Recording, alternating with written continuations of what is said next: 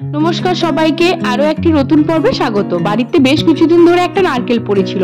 এই নারকেলটা দিয়ে কি বানাই ভাবতে ভাবতেই বাড়ির কিছু সহজ সরল উপকরণ দিয়ে আর খুব সহজভাবেই বানিয়ে ফেললাম দারুণ স্বাদের ভাপা পিঠে। এই ভাপা পিঠেটা খেতে হয়েছিল অত্যন্ত সুস্বাদু। তাহলে চলুন শুরু করা যাক ভাপা পিঠের রেসিপি।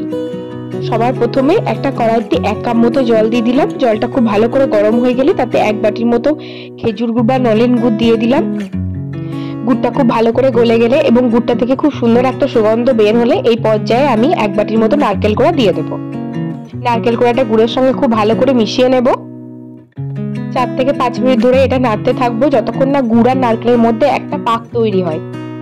গুড় আর নারকেলের মিশ্রণটা খুব সুন্দর একটা লালচে রং চলে এসছে এবং এটা শুকনো শুকনো হয়ে গেছে আর খুব সুন্দর একটা পাকও তৈরি হয়ে গেছে। এই পর্যায়ে আমি এটা তুলে নেব।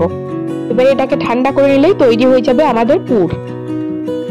এবার একটা বাটিতে 1 কাপ মতো সুজিটা আমি একবার মিক্সিতে ঘুরিয়ে নিয়েছি এবং ওই কাপেরই ভর্তি করে 1 কাপ দুধ আর সামান্য পরিমাণে নুন দিয়ে দিয়েছি। সমস্ত মিশ্রণটা খুব ভালো করে গুলে নিতে হবে যাতে এর মধ্যে কোনো দানা না থেকে যায়। সমস্ত উপকরণ দিয়ে মিশ্রণটা আমার খুব ভালো করে ফেটিয়ে নেওয়া হয়ে গেছে। এবার এটাকে আমি 10 মিনিটের জন্য ঢাকা দিয়ে রেখে দেব যাতে সুজিটা খুব ভালো করে ফুলে যায়। 10 থেকে 15 মিনিট পর ঢাকা খুলে একটা ইনোর প্যাকেটের অর্ধেকটা দিয়ে দেব। ওটা মিশ্রণের সঙ্গে ভালো করে মিশিয়ে নেব। ইনোটা দিয়ে আমি খুব বেশিক্ষণ নাড়াচাড়া করব না, শুধু সমস্ত উপকরণের সঙ্গে মিশিয়ে নেব।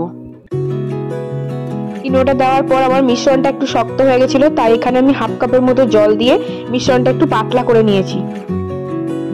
এটা আমি ইডলি মেকারে বানাবো, তাই একটা ইডলি মেকার নিয়ে নিয়েছি। ইডলি মেকারে খোপগুলোতে খুব ভালো করে তেল ব্রাশ করে নিচ্ছি যাতে পিঠেগুলো তোলার সময় খুব সহজে উঠে যায়। সমস্ত খোপগুলোতে খুব ভালো করে তেল ব্রাশ করে নিয়েছি। সবার প্রথমে ইডলি মেকারের মধ্যে 1 চামচ মিশ্রণটা ঢেলে দেব। তারপর যে পুরটা তৈরি করে রেখেছিলাম ওই পুরটা গোল শেপে তৈরি করে ওই মিশ্রণের উপর দিয়ে দেব। তারপর আবার ওই পুরের উপর 1 চামচের মতো মিশ্রণটা ঢেলে দিয়ে একটা চামচের সাহায্যে চারিদিক ভালোভাবে ছড়িয়ে নেব। একই রকম ভাবে সমস্ত পিঠেগুলো রেডি করে নেব।